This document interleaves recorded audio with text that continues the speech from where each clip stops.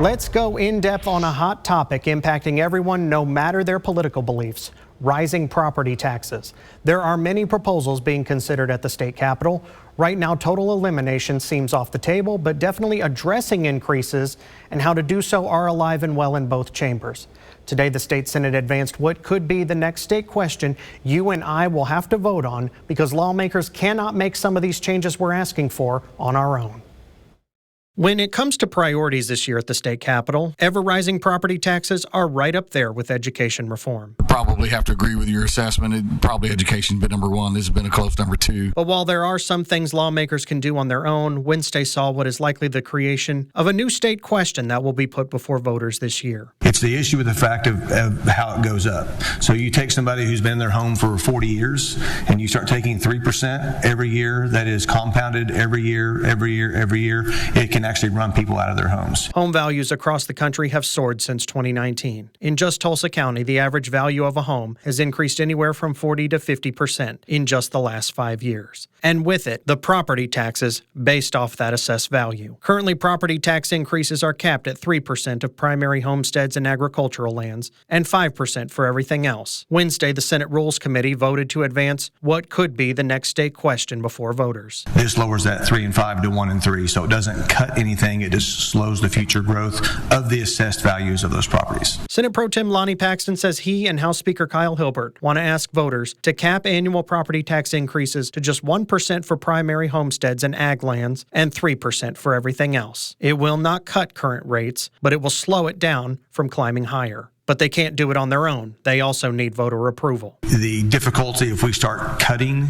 schools, if we start cutting counties, and I do want to protect that, but I also am very cognizant that taxpayers are the ones footing the bill. Democrats voted no on the proposal for two reasons. They say in a single neighborhood there could be different tax rates on different homes, and they are also concerned that school districts and other entities who receive property tax dollars will not be able to keep up with inflation under the plan. We've had a lot of conversations around inflation in this building over the time that I've served here. So how often has inflation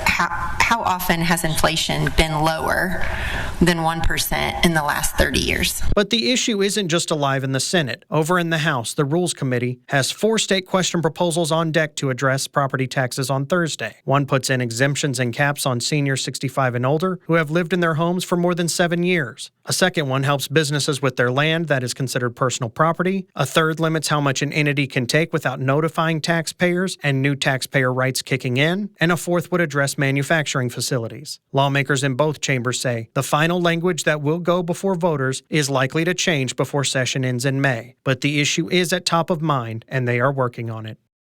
One big part of the property tax debate is how do you address this and even possibly cut property taxes without hurting every public school district in the state.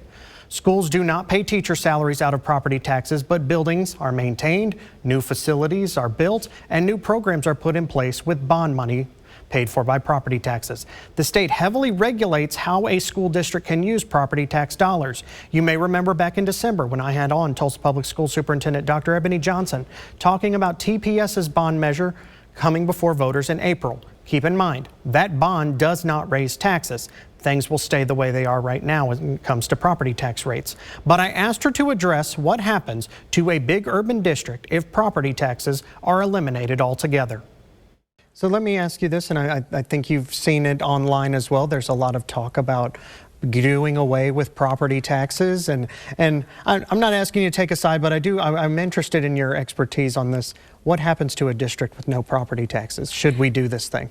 Well, I'll just speak directly for a large urban public school. I think it could be devastating for our school district to not have those property taxes flowing in to support our schools. I think that it will actually affect the way our city is perceived as a city that's thriving with thriving schools and beautiful campuses that then can then make property look even better and be better.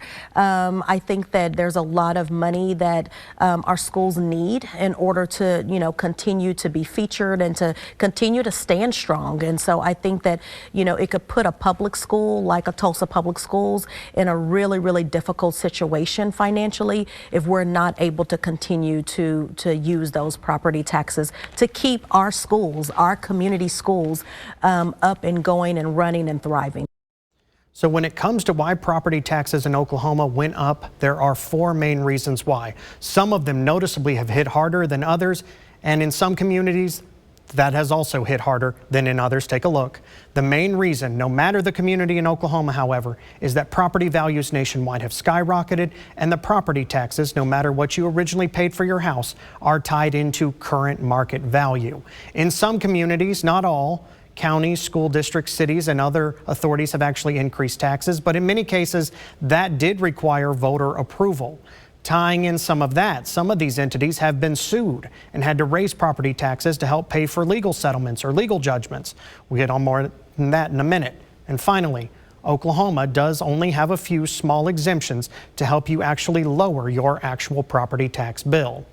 One of the reasons some communities, not all by any means, there are some exceptions to the norm, have seen their property taxes skyrocket is because of legal lawsuit settlements. The most significant happened down in Ninnekah after students sued the school district because they were being sexually abused by a coach down there. And the only way the district could maintain some kind of education system in that community while also paying the girls who were victimized was by raising property taxes significantly to cover the $7.5 million settlement. A similar thing happened in Kingfisher Public Schools, where instead of significantly raising property taxes, even though there was an increase down there, some teachers had to be laid off instead to settle that abuse lawsuit. 2026 was already going to be a big election year for people and offices that they will hold. But we're also starting to see that a lot of things could be in the hands of voters while you're out voting anyways. Take a look. We have party primaries and the $15 an hour minimum wage vote on June 16th. August 25th, likely a runoff, mostly for Republicans, but we are also seeing some statewide ballot measures being considered at this time that could be pending for your vote there. And on November 3rd, during the general election, that is when people will vote on State Question 836, the open primaries question. When it comes to those state questions that I showed you, they could be added onto any of these dates, and they would be open to all voters, regardless of if you're voting on people, you would be allowed to vote on these state questions. Stay tuned. Keep your eyes open. And in general, get ready to cast your vote in each of these, regardless of if your party has a primary runoff, because state questions could be added to these proceedings.